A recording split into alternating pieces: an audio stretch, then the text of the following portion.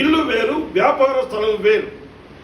కాబట్టి ఈ దేవుని మందిరంలో నిజానికి నా మందిరము ప్రార్థన మందిరం అని వ్రాయబడి ఉన్నది, అయితే మీరు దాన్ని దొంగల గృహంగా చేసినని వారితో చెప్పి వారిని వెళ్ళగొట్టాడు. అక్కడి నుంచి కొరడా తీసుకున్నాడు. యేసు ప్రభుకు ఇక్కడే కోపం వచ్చినట్టుగా మనం చూస్తున్నాం. నిజానికి తను హింసిస్తున్నా, తను బాధపరుస్తున్న ఆయన కోపం రాలేదు, కానీ దేవుని మందిరాన్ని పాడు చేసినందుకు. దేవుని మందిరము ప్రార్థన మందిరంగా ఉండాలి, కానీ అది వ్యాపార గృహంగా మార్చారు. అందుకే ఈ సమయంలో పిల్లారా, వ్యాపార గృహముగా మార్చినందుకు ఆయన కోపం వచ్చేసి, ఈ దినమున నీ దేహము దేవుని యొక్క గుడారం.